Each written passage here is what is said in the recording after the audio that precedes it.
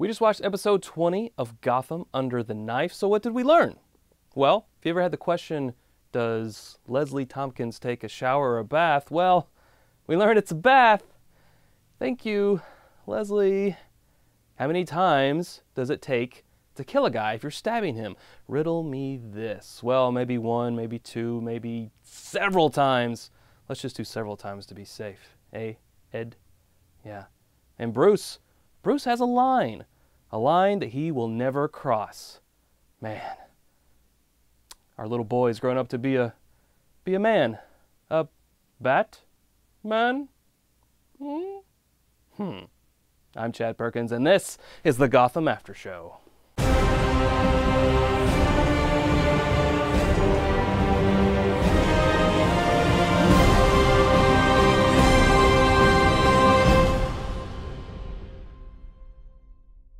Yeah. Welcome to the Gotham After Show, the show that films about 24 hours after Gotham on Fox has aired.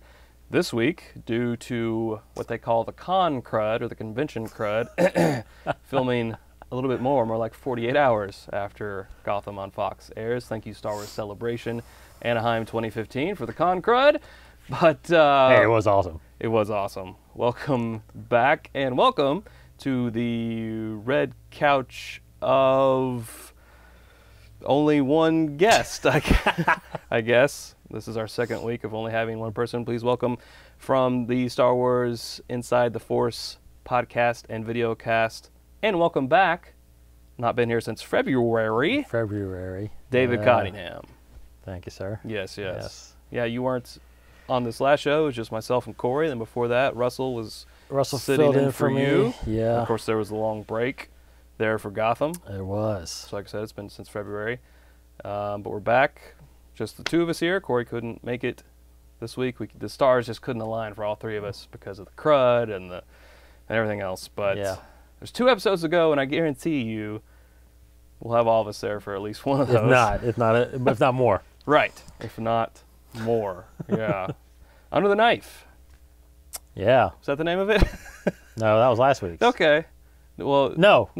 It is this week. Yeah, Beast of Prey. Beast of Prey. Under the Knife this week. Yeah, you're Okay. right. All right. Whew. It's still a little jet lag. We were in California. Con crud. I never knew that was an actual thing. Yeah, you're around so many people. You're around 50,000 people. How come I didn't get con crud? You must have a better immune system. Okay. I do. I have 2 kids. So there you go. I don't. I have a dog. That don't count. That doesn't count. Yeah. No. Initial reactions of the episode. Well, since I haven't been on in a while, it's I never got a chance to really say that. I think the one coming back from hiatus was the Everyone Has a Cobblepot, which I thought was really good.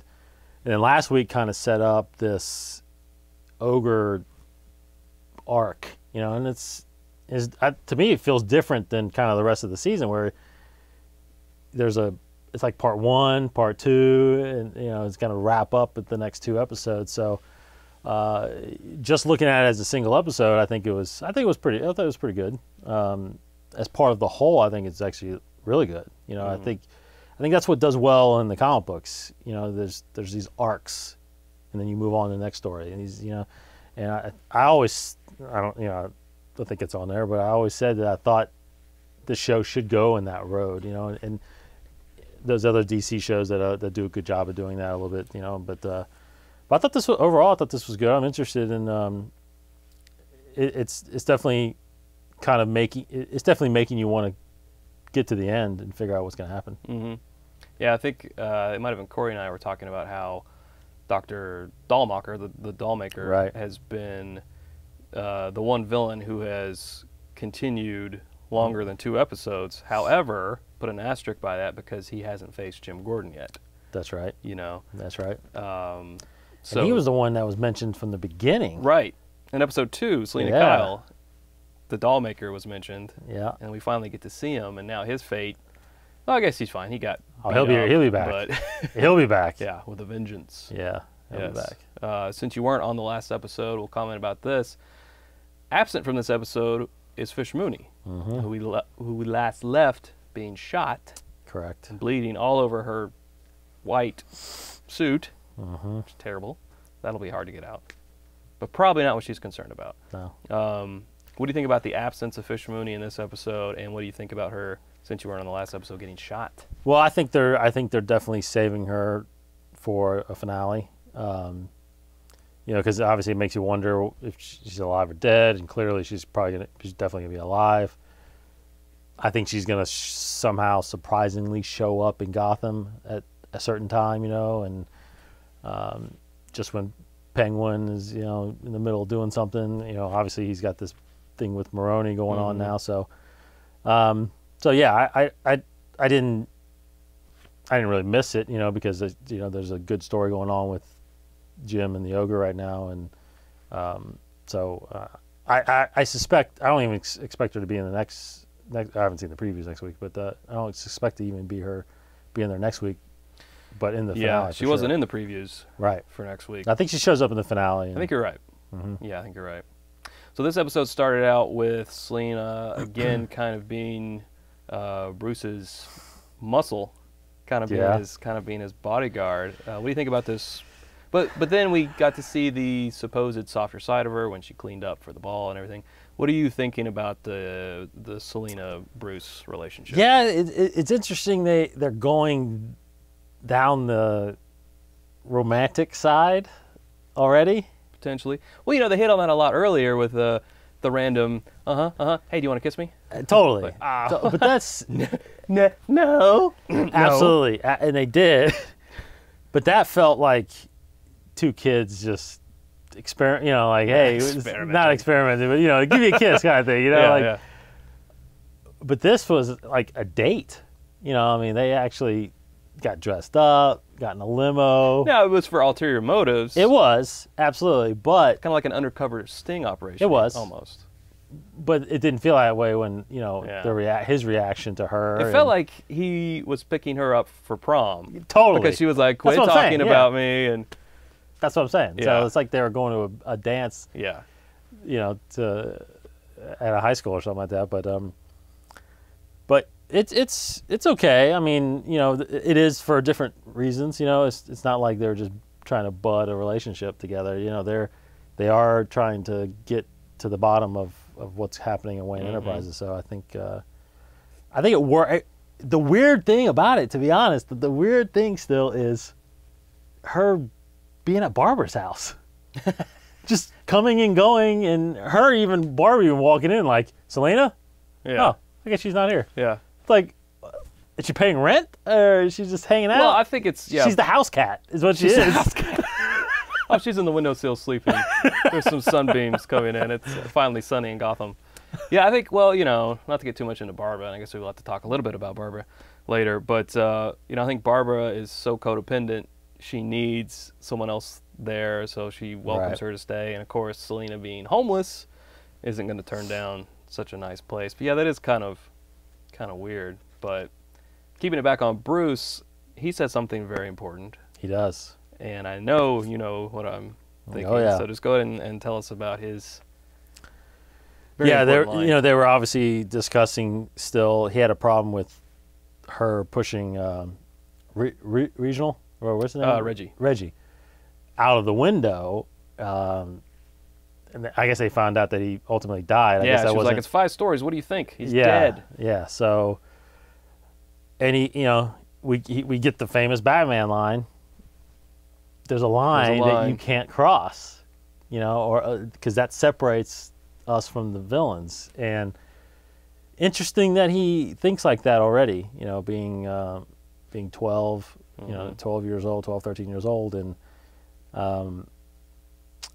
I think that's good. I mean, I really think that was really cool. That was a big fanboy moment. Absolutely. And the fact that she says, I'll do it again. Yeah, it doesn't bother me, and I'll do it again. So you know the paths that they're going on already. Mm-hmm. Yeah, which is a shame because they just. But that's the thing is in the books, you know, they still always come together like that and have that little fling, and then you know they go to separates, and then it always something draws them back. I mean, you know, Hush being one of the biggest stories that happens and then honestly, and previously just now in the New 52 with forever evil. I mean, there was that moment that they had helping each other. She kind of turns good, joins the Justice League in a sense, you know. So it's she's always on the fence, you know. No pun intended there, but but you know that's them. That is them. Now I posed this to Corey on the last show. Was this in 2 episodes ago? Was this Bruce creating Catwoman? Because if it was not for Bruce putting her in that situation, you know, we don't know if she's killed before. Is this him creating Catwoman? To be honest, I think she's always been Catwoman. You know, she's already been the thief. She's been living on the streets her whole life. Now, whether or not you know, Catwoman in the books, at least, I mean, she's not like the Joker where she's just murdering people. Yeah. So I don't think that's something. You know, I think that's something maybe as she gets older, you know, it won't take over her life in a sense. She's still about stealing and thieving and all that. So I don't know if he actually creates her there, but I definitely think it's still separate. It's still showing to her that this guy is not who I am. He's the good guy kind of thing. Yeah, I can see that. So this episode, in a sense, was a classic Gotham episode because we had the police procedural part of it where they figured out so they figured out the identity of the Ogre and figured out how he came to be and his identity and so on and so forth. But we get, early in the episode, we get the Ogre talking to Barbara. Yeah. And we later find out this isn't just happenstance, that he saw... I'll say this real quick. This episode was a little hard to follow. There was a lot of way things connected and so forth, and I picked up that on Twitter. So people being like, wait, what? How did? So don't worry. If you didn't connect all the pieces, we're going to do that. So the Ogre saw a picture of Jim in the paper standing by Barbara. So that's how he made that connection. And Jim picked up on that because the Ogre, classic villain thing, quoted something from that paper. Correct. That made him think he saw that newspaper article. And and he saw Barbara next to me. He's captured Barbara. That's right. Villains, come on. Don't You're giving it away, man. Yeah, it's like you talk to him for 2 minutes and you're able to... Yeah. Anyway, so... I'm going to tie you up and I'm going to kill you in an hour. In an hour. Don't go escaping. So you have an hour to escape. I'll be right back. Oh, and here's the key over here where you can't reach it. Yeah, exactly. Yeah. That's basically it. So she brings him back to her apartment, and obviously he was just going to straight up kill her right then and there. Yeah, oh, yeah. Just a little throat. Now, what do you think made him change his mind? Well, I mean, obviously the fact that she said that they weren't together, that no one's going to care. I mean, she said the classic line that if I'm dead, no one's going to care for me. No one's going to be at my funeral, so what's the use? I mean, obviously it would affect Jim Gordon, but in her mind, he's moved on. I'm on my own. No one cares about me. Woe is me and all this stuff. So he just realized, this girl's not worth killing because it's not going to hurt Jim in the way that he wants. The intent of, he's doing it to get cops off his back. He's been doing that for however many times they found murders of cops' wives and stuff. So this just wasn't worth doing it then. So he's not just a killer for killing's sake. He always has to have not that part. Right. I mean, he is. This guy. That last episode. I mean, he's messed up, man. Obviously, but it seems like he only kills when he tries to find a girl who's his perfect soulmate, basically, and when he finds out that they're just not cutting the mustard, then they get killed. Well, he always puts them through the paces. Yes, but he's putting them through the paces of being his slave, basically, right. Not his soulmate. To accept him for who he is, I feel like. Because that's interesting, because Barbara was like, you won't like me when you find out who I really am. And I think that's what he's trying to do with all these girls, is find a girl who will accept him for who he really is. But who is he, really? Good question. I mean, that room that she walks in with, it's like, if someone's accepting of him, does he even need that room? Is he still going to take girls home and kill them? Well, you know what I mean? That raises an interesting question. What was that that room looked different than the other room that we saw a little glimpse of. That room... No, it's the same room. Well, I was trying to decide. Because you saw the straps. You saw the straps, but that could be used for something else. Well, true. And, but there was all the weapons and everything. I mean, well, it seemed like a lot of S&M stuff there. So to Barbara, I'm thinking she might just be thinking, this guy is 50 Shades of Grey. This guy's into some kinky stuff. I totally think that. Yeah. Yeah, she doesn't think that this guy's a killer at all. Right, yeah. But, you know, if she... but see, that's the thing, is that he never showed that with last week's girl. He tried to make her into a wife. Yeah. Not like, are you into this S&M stuff? You know what I mean? Right, So I don't know. I don't know if he's going to open the case and show her all the pictures, you know, or, yeah. Because I see what you're saying. I think that's definitely valid, where here's a little glimpse of what my life is, and then what do you think about that? You know what I mean? And the fact that she, like, smirked about it, I mean, it's like, that's weird. That was weird. I think she was turned on. I think she was too. No, I think she's into it, but yeah, according to the next, you know, previews wise, she's not. You know, somehow something happens, I guess, because there's a little bit of maybe. Yeah. Well, yeah, the knife to the throat thing was yeah. in the previews. Yeah. So we shall see. We shall see. So the bigger thread throughout this episode was about Constant Van Groot. And so she's this rich lady who has a butler named Jacob Selinsky. Or something close to Go with that. Selinsky. We'll say Selinsky because we like Honey, I Shrunk the Kids. And Jacob has a son, Jason, who is the ogre. So he is horribly disfigured. This woman, Constant Van Groot, likes him. I guess she legitimately likes him. She calls him her son, basically, so much to where he believes he's her son. And then finally, he says, okay, I need you to actually say, I'm your son, you need to put me in your will, all this and that. She basically laughs at him, so maybe she didn't actually ever care for him, who knows. And then he kills her. And then the dad covers up for him by basically continuing to work as a butler, even though I guess he's just buttling himself at that point. Buttling? Buttling himself in the privacy of his own quarters. I would really like to look at the definition for buttling. He buttles. A butler. He buttles. He buttles. That's from Clue. I'm the butler. I buttle. Right. Okay. Tim Curry. So he covers for his son, not knowing that his son has gone and gotten plastic surgery. So I guess, was it before she died, she went to the plastic surgery place and recommended the girl who ends up becoming the ogre's first victim? Was that it? See, this is where it kind of gets confusing.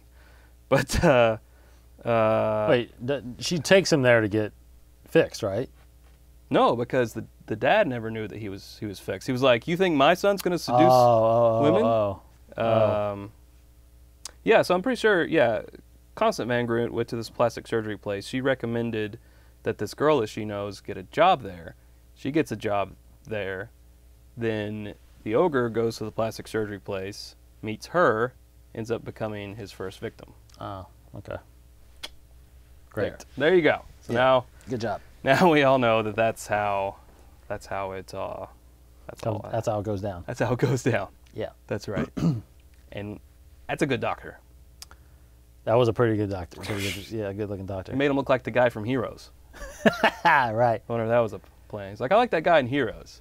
Made me look like him. But it actually works perfectly because he has that, that smirk over here, you know what I mean? Like that Stallone kind of thing. He plays Stallone's son, actually, in Rocky.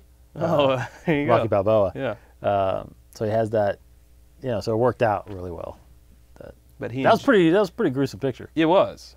That's why they didn't leave it up very long. Yeah. Maybe he and Jim can have a talking out the side of the mouth contest. That's right. When Popeye comes in, hey, and all that. I don't know.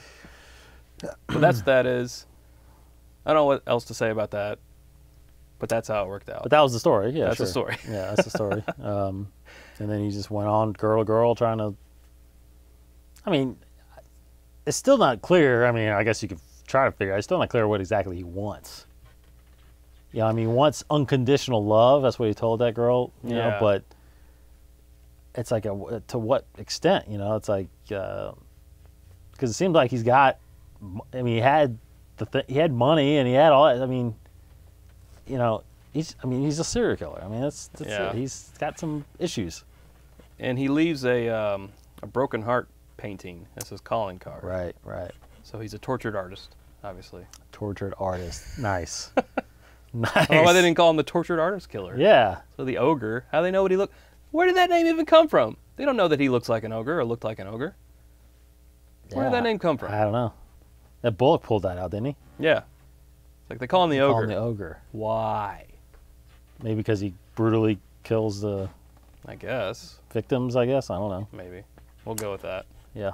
The They other were interest- watching Shrek at the time, and they're like, Yeah, this is it's like, called ogre. Let's call him the donkey. No, how about the ogre?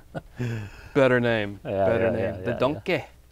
The other many interesting things in this episode, but the other interesting point has to do with our old friend Edward Nigma. Yes. Now, we've been talking about this whole side story with him and Yeah, Kristen after Kringle. 20 episodes, something happens. Like, why is this happening? Why is this going on? And I was like, I think it's going to have to do with his ultimate rejection. But it wasn't so much the rejection. It was Dorothy, Officer Dorothy. Yeah, not Daughtry. Daughtry. Yeah. And, yeah, his mistreating and basically beating up Kristen. Kringle, yeah. Yeah. That sent Ed over the edge.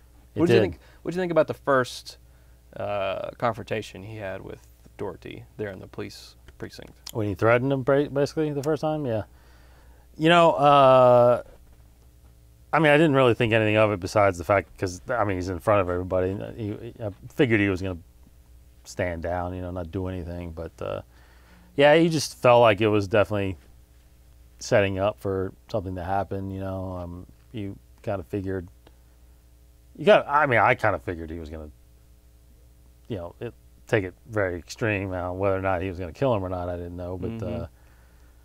But it was definitely setting up for that, because, you know, that's because, like you said, the rejection thing is one thing. To be jealous of somebody with your girl. I mean, he saw Flask, you know, so you knew if it was that, that wasn't gonna put him over the edge. But the fact that he was beating her, Yeah.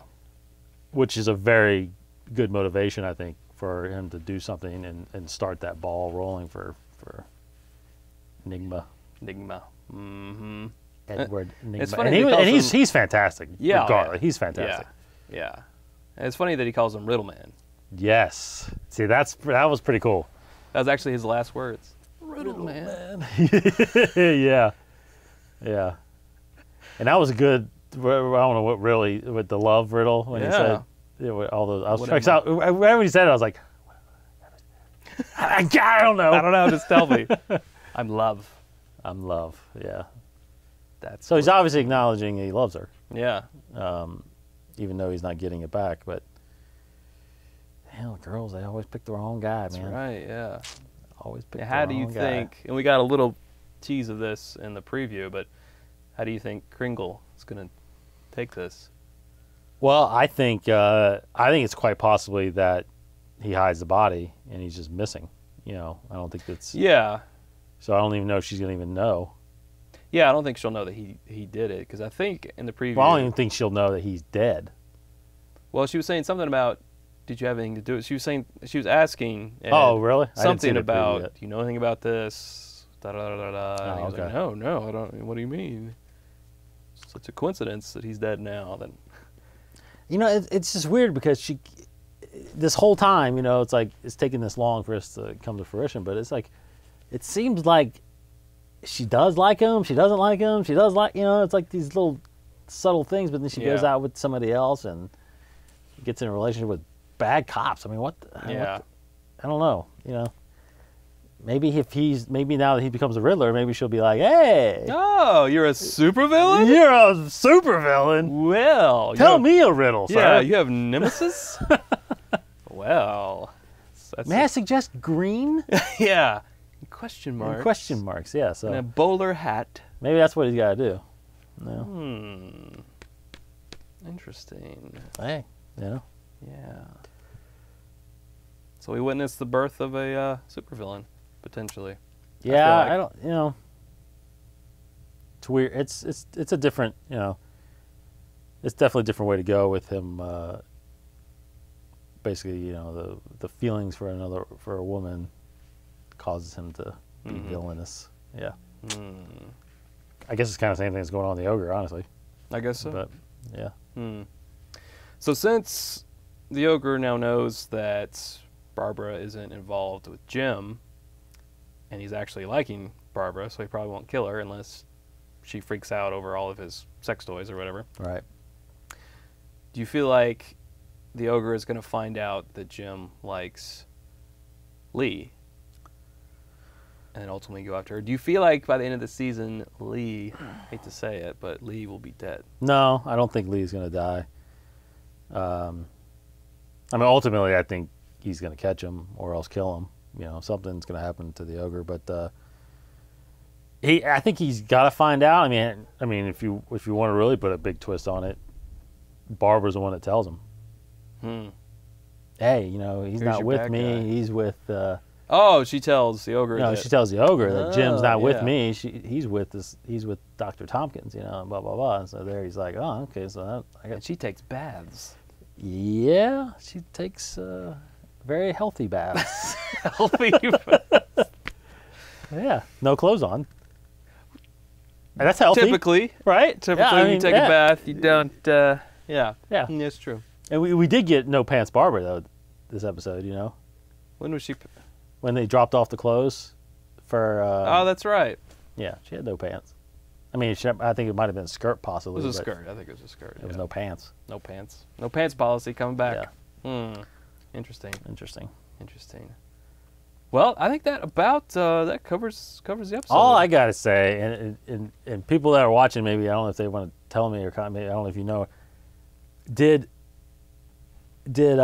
Alan and Montoya, did they say where they were going somewhere? They said they'd be right back. Because where the hell have they been? I don't know. They were like, "Oh, Jim's actually a good guy. We're gonna take 5 or 10." I mean, it wasn't the last, but that was still before Montoya and Barbara hooked up. Correct. The last we saw Montoya was in the hotel room. Yeah. I mean, she wasn't like saying, I'm going to take a leave out of my job and go out, right? I mean, I didn't think.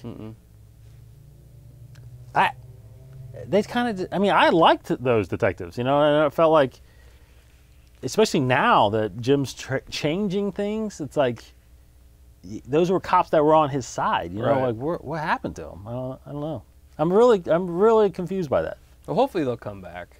I'm really confused by that. I never really remember in a TV series where they just all of a sudden. Well, I mean, they weren't GCPD. They were a special unit. Yeah, sure. Yeah. But they were all over the place the first few episodes. You know? Yeah. Maybe they got called to Central City. Yeah. Or we didn't even talk. We Starling. didn't mention the Penguin or anything. Yeah. Going after Mooney, but you know. Yeah. That whole thing with his mom. The whole thing with his mom. Yeah, that was interesting. Now, what I did find interesting, actually, that I forgot to mention was he was talking to that Scottish or Irish guy Yeah. about taking a hit on Mooney.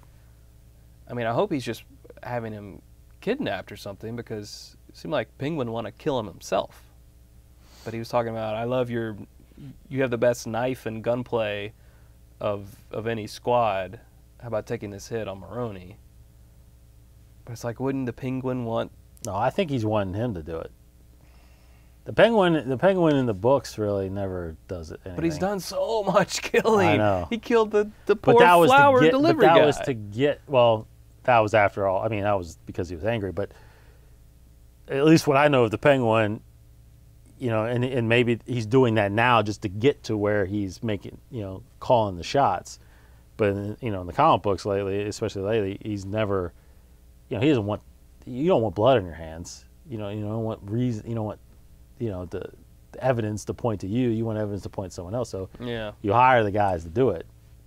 So I think he's trying to hire somebody. He can't get Zaz because Zaz is on Falcone's payroll. So which we haven't seen Falcone in forever either. I know. Yeah, ever since all that. I hope Mooney doesn't get killed, because I like I don't David, think he will. the actor. I Yeah. think he does a great job. Right. So hopefully not. Hopefully not. Yeah, the Penguin stuff kind of took a little backseat to everything that was going on in this episode, but I feel like he and Fish are going to meet in the last episode. I feel like that's too much history That there is for definitely that not to come back. that is definitely inevitable. I think. Yeah, I think so, and hopefully so. Hopefully so. Hopefully so. Well, I'd like to thank David Cottingham. Yeah. You can find him on Twitter at dcottingham21. You can listen to him on Inside the Force, on Star Wars TCG, Yeah. on In the Comics, on the 21 Podcast, on this show. You can call his house. His phone number. Come on now. He's on a lot of Come things. on now. He's busy. Busy man, but not too busy for the Gotham After Show, except the times when he... I missed 2 shows, I think, Two right? shows. 2 shows. Two or so. But we got 2 more left, and Yep. coming down to have a big finale. So That's right. That's right. You can follow the show, of course, the Gotham After Show. It's at Gotham After Show on Twitter. You can subscribe to the 21 Network. Subscribe to this channel to get videos like this and many other great videos out there as well. Follow myself on Twitter at ChadPerkins21. And until next time, you stay frosty.